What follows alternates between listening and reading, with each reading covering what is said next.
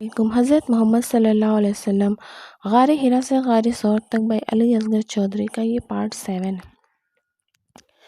حرم کعبہ میں محمد صلی اللہ علیہ وسلم اسلامی طریقے سے نماز پڑھ رہے ہیں اور قریش نے انہیں اس طرح نماز پڑھتے دیکھ کر محسوس کر لیا ہے کہ اب یہ کسی نئے دین پر بڑی شدت سے جم گئے ہیں۔ یہ لوگ تو انہیں حیرت سے ہی دیکھتے رہے، لیکن ابو جہل نے کہا، لات و عزیٰ کی قسم، میں نے وعدہ کیا تھا کہ اگر میں نے محمد صلی اللہ علیہ وسلم کو اس طرح نماز پڑھتے ہوئے دیکھ لیا تو ان کی گردن پر پاؤں رکھ دوں گا اور ان کا منہ زمین میں رگڑ دوں گا، اب میں ایسا کر کے ہی رہوں گا۔ یہ کہہ کر وہ بڑے غیظ و غضب اور جوش و خروش سے آگے بڑھا۔ لوگ اسے ٹکٹکی باندھے دیکھتے رہے، لیکن ان کی حیرت کی کوئی انتہا نہ رہی جب انہوں نے دیکھا کہ وہ پیچھے ہٹ رہا ہے اور اپنے منہ کسی چیز سے بچانے کی کوشش کر رہا ہے۔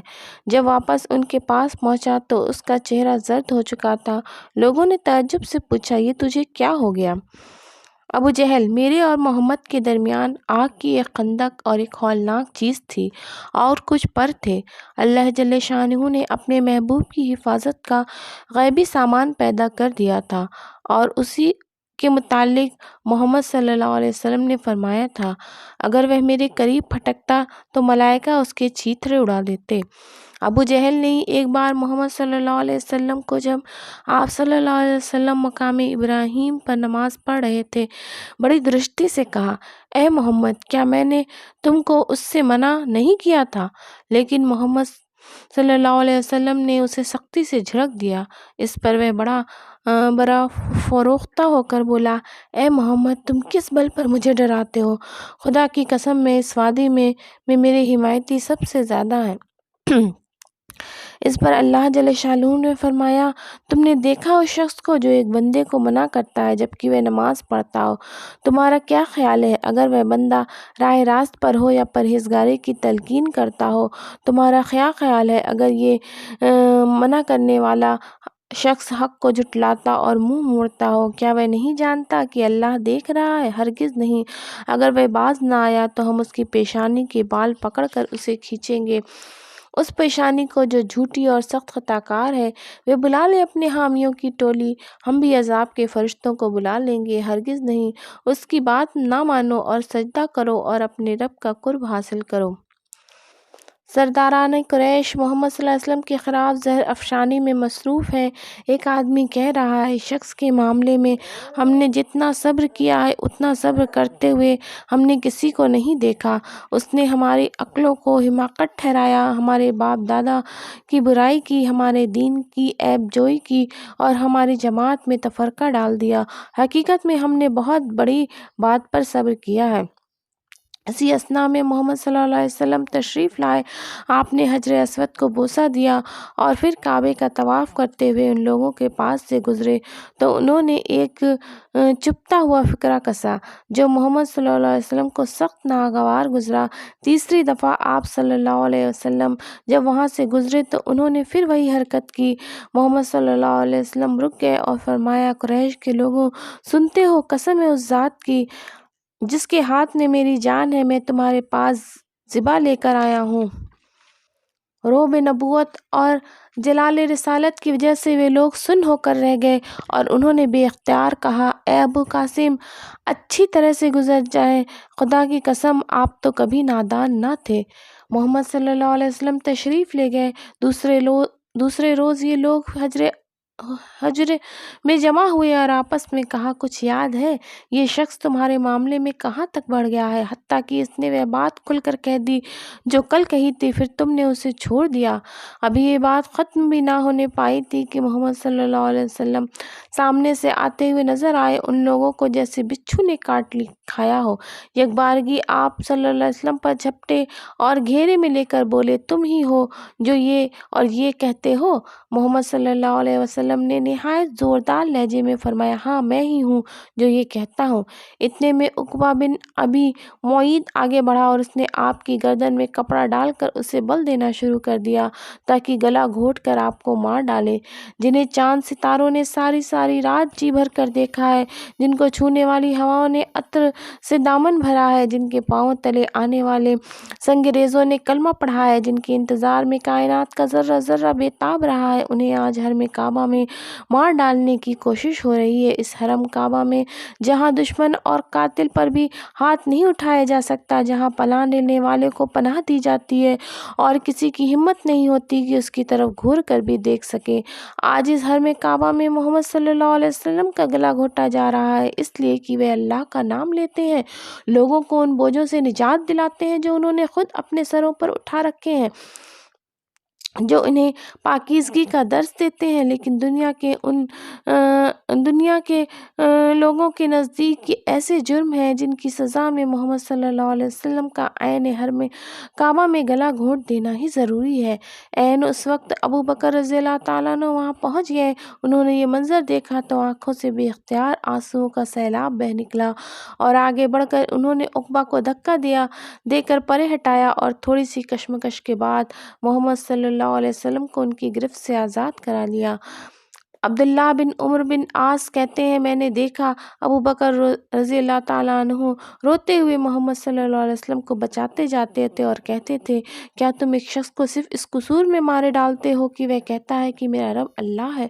محمد صلی اللہ علیہ وسلم نے ابو بکر سے مخاطب ہو کر فرمایا، چھوڑو انہیں، اے ابو بکر، قسم ہے اس ذات کی جس کے ہاتھ میں میری جان ہے، میں ان کی طرف ذبح کے ساتھ بھیجا گیا ہوں۔ اس کے ساتھ یہ سارا ہجوم منتشر ہو گیا۔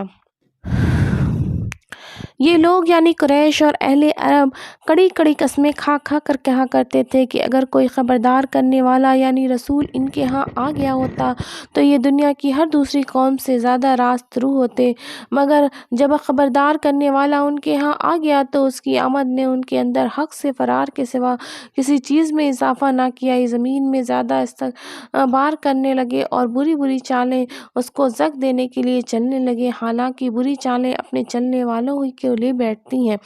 سورہ فاطر آیت نمبر 42-43۔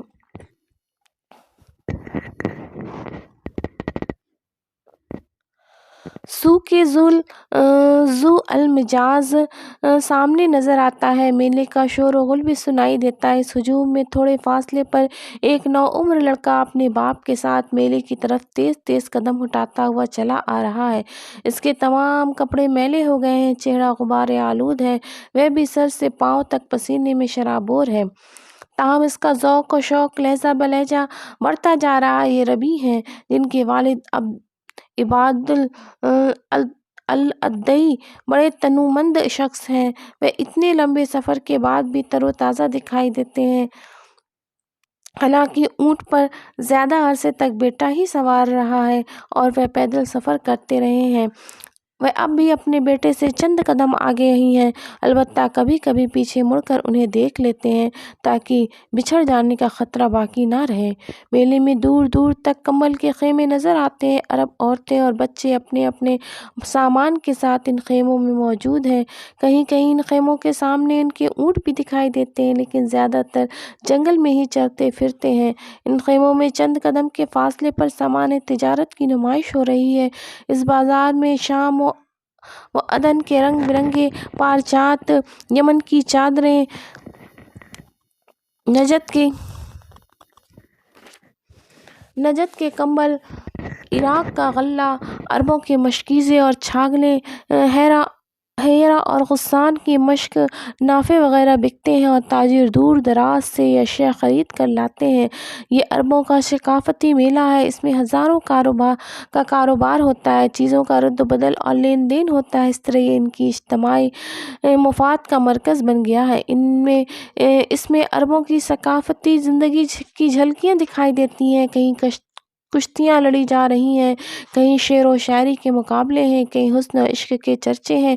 ایک جگہ گھوڑ دوڑ اور سپاہگری کے کرتب دکھائے جا رہے ہیں۔ قمار بازی اور میخوری کے اڈوں پر بڑا ہجوم ہے۔ طوائفوں کے طائفے بھی اپنے شکار کی تلاش میں مہوئے خرام ہیں۔ ہر ذوق کی تسکین کا سامان، ہر قسم کی تجارتی مال اپنی چھپ دکھا رہا ہے۔ میلے میں داخل ہوتے ہی ربیع کی تھکن کافور ہو جاتی ہے۔ مسرت سے اس کا چہرہ دمک اٹھا ہے۔ وہ اشتیاق اور تجسس سے ادھر ادھر دیکھتے ہوئے اپنے باپ کے ساتھ ساتھ ہجوم میں گھس گئے ہیں۔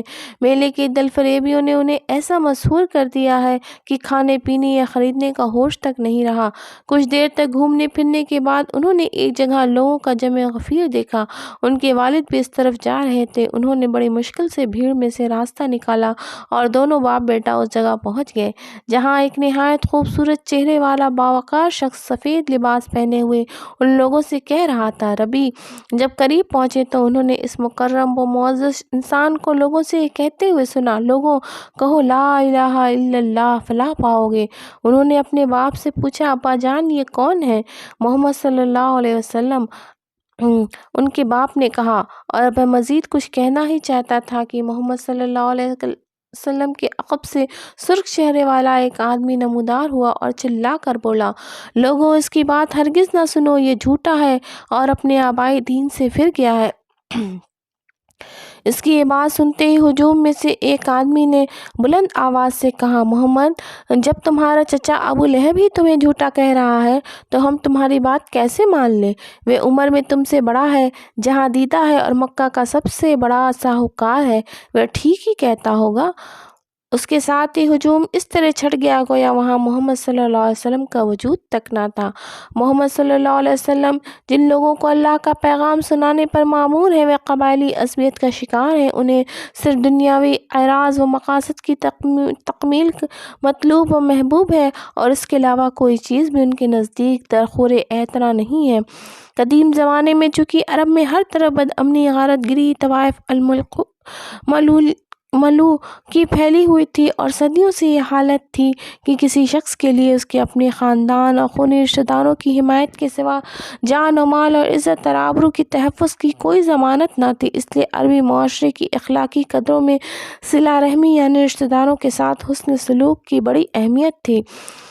قطع رحم کو بہت بڑا گناہ سمجھا جاتا تھا۔ عرب کی انہی روایات کا یہ اثر تھا کہ رسول اللہ صلی اللہ علیہ وسلم کی دعوت لے کر اٹھے تو قریش کے دوسرے خاندانوں اور ان کے سرداروں نے تو حضور صلی اللہ علیہ وسلم کی سخت مخالفت کی، مگر بنو ہاشم اور بنو عبد المطلب نے نہ صرف یہ کہ آپ صلی اللہ علیہ وسلم کی مخالفت نہیں کی بلکہ وہ کھلم کھلا آپ کی حمایت کرتے رہے، حالانکہ اس میں سے اکثر لوگ آپ کی نبوت پر ایمان نہیں لائے تھے۔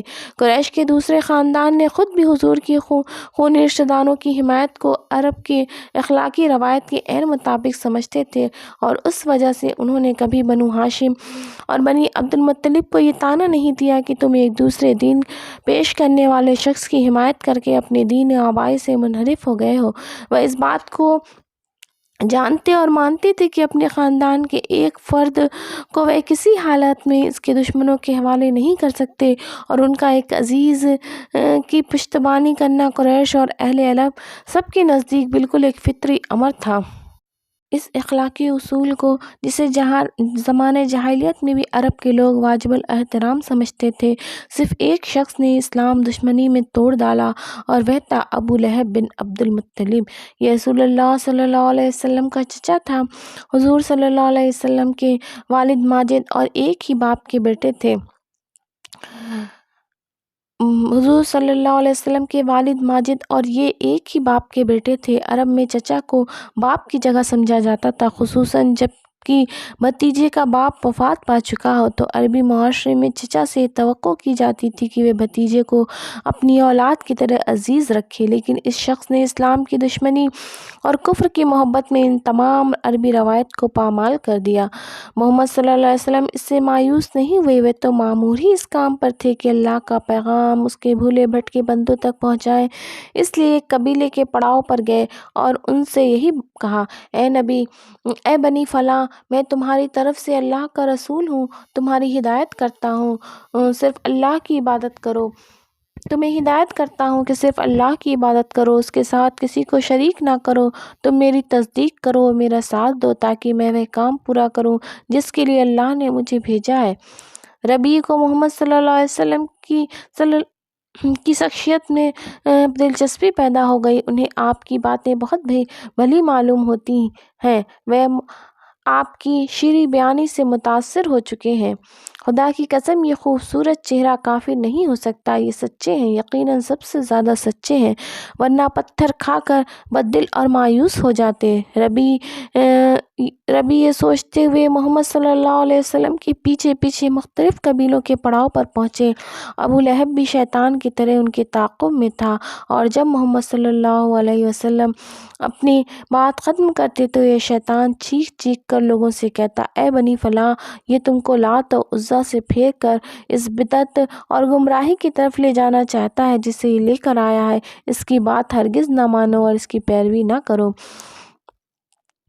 ذل المجاز کے بازار میں ہی طارق بن عبداللہ المحاربی نے دیکھا کہ محمد صلی اللہ علیہ وسلم بلند آواز سے پکارتے چلے جا رہے ہیں: لوگوں، لا الہ الا اللہ کہو، فلاح پاؤ گے۔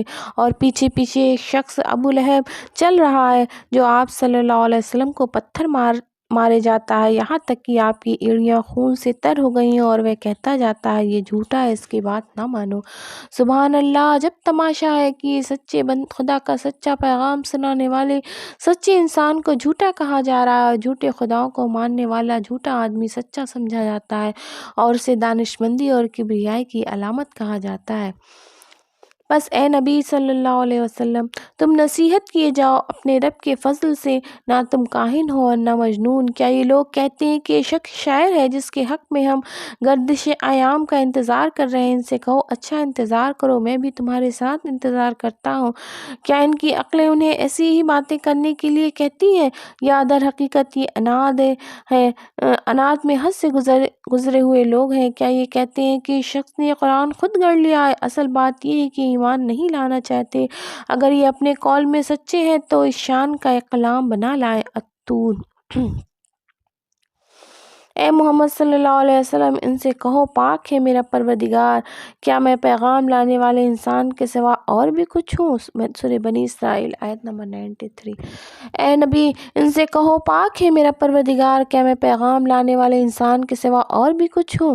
لوگوں کے سامنے جب کبھی ہدایت آئی تو اس پر ایمان لانے سے ان کو کسی چیز نے نہیں روکا مگر ان کے قول نے کہ کیا اللہ نے بشر کو پیغمبر بنا کر بھیج دیا؟ ان سے کہو: اگر زمین میں فرشتے اطمینان سے چل پھر رہے ہوتے تو ہم ضرور آسمان سے کسی فرشتے ہی کو ان کے لیے پیغمبر بنا کر بھیجتے۔ سورہ بنی اسرائیل آیت نمبر 88 سے 95 تک۔ محمد صلی اللہ علیہ وسلم ایک تجارتی قافلے کی طرف جا رہے ہیں۔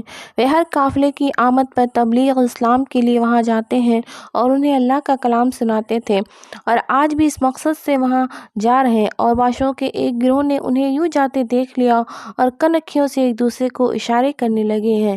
ان کے چہروں سے شرارت ٹپکتی ہے، لبوں پر مسکراہٹ ہے، اور ایک آدمی زبردستی کھانستے ہوئے کہتا ہے: وہ دیکھو، جا رہا ہے، کہتا ہے مجھے خدا نے رسول بنا کر بھیجا ہے۔ اس نے تو ہمیں گمراہ کر کے اپنے معبودوں سے برگشتہ ہی کر دیا ہوتا۔ اگر ہم ان کی عقیدت پر جم نہ گئے ہوتے۔ اس گروہ میں عقبہ بن ابی معیط، عتبہ، ربیع اور امیہ بن خلف موجود ہیں۔